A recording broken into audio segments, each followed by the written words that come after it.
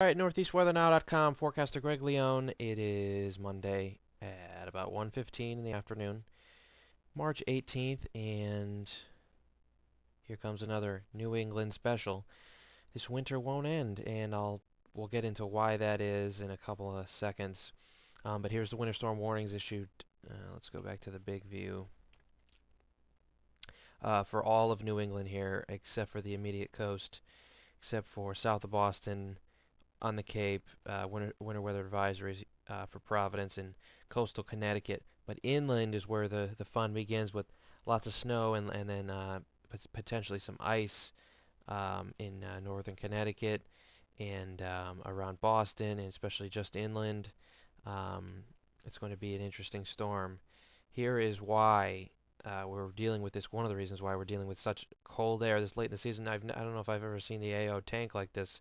Really in the tank here, almost -6 values, near unprecedented values. So even though we're a couple days from the vernal equinox, winter is not over, and looking ahead, it looks like it's going to last for a couple more weeks. There may even be another storm. At GFS is trying to develop a storm next week. Um, the blocking pattern continues. So let's just look at a few of the models simulations here. Here's the new NAM. Oops. All right, let's go back. All right, so we'll start it off right here at 3Z, 10 p.m. So you can see the snow just starting to get into Connecticut, and heavier snow starting to get into interior New York, and mix and rain down into PA.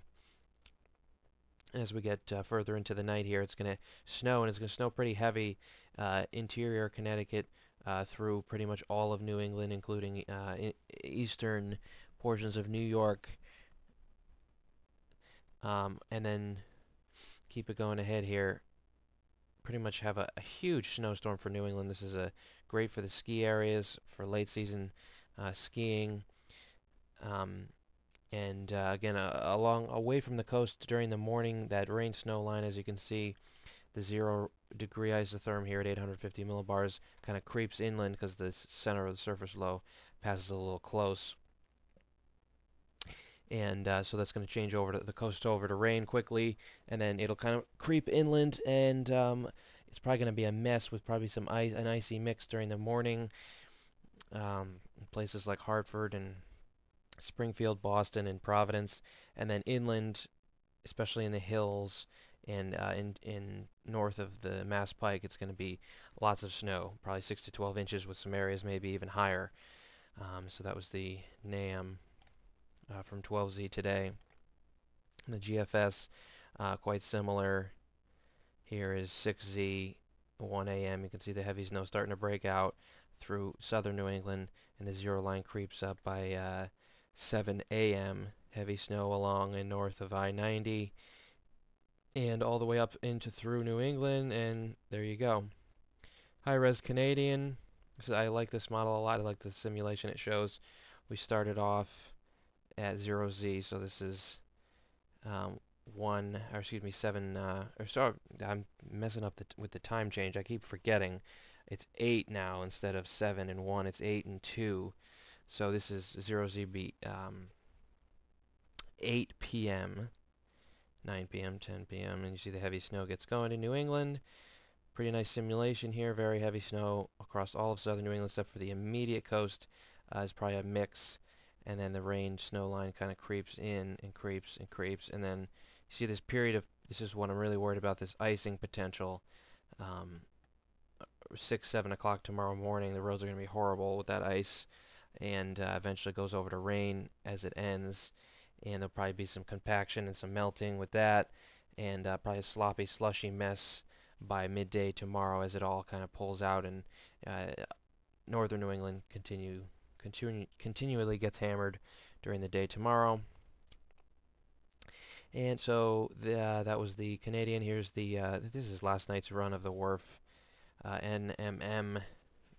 There's a nice little simulation that I pretty much agree with. So snow breaks out later on this evening, probably after 6, 7 o'clock. Remember, dew points are pretty pretty low. It's a very cold, dry air mass, so it's going to take some time right now. If we go to the radar,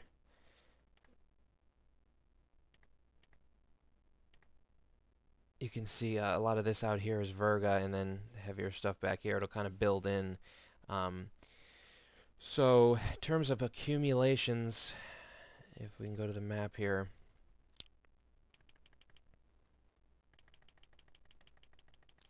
um, right along the immediate coast, probably about 1 to 3 inches, coastal Connecticut, southeast Mass, including the Cape, 1 to 3 inches, if not almost nothing on the Cape. A lot of rain, except for a little snow in the onset, but it'll all wash away. And then inland, interior Connecticut, just north of Providence, probably including the Boston area as well.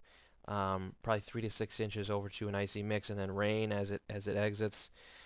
And then interior, north, along and north of I-90, and then through, Springfield over to Worcester and back up towards Albany, and all of interior New England, including all of New Hampshire, Vermont, and Maine, is good for 6 to 12 inches, if not a few higher amounts of 14 or 16. Would not be surprised, especially in the higher elevations where you get a better snow ratio, a little bit colder. But if we go ahead and look at the current conditions, you can see it's very cold out there. 33 at BDL, and 32 in Boston, and 34 near New York. So quite cold, a very chilly air mass for this time of year. The afternoon here in March, high sun angle. Again, that AO has tanked. There's lots of blocking. And if we look ahead here, the 8 to 10 ensemble means 8 to 10 day, you can see the blocking holds on. Look at this. Look at the west base negative NAO and the big trough in the east on both the European and the GFS. Let's see. This is the GFS. This is the European on the left. You can see the blocking on both. Pretty good agreement there. So winter's not over. A couple more weeks probably, and I promise spring will come eventually, but it's going to take some time. And remember, after last year, we had 60s, 70s, and even 80 degrees. The good thing about the weather sort of evens itself out, uh, you know, after a while. So this kind of makes sense, to be honest.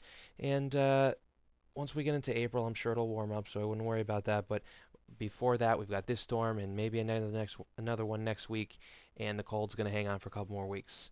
So I hope everybody has a wonderful day, and I am NortheastWeatherNow.com forecaster Greg Leone.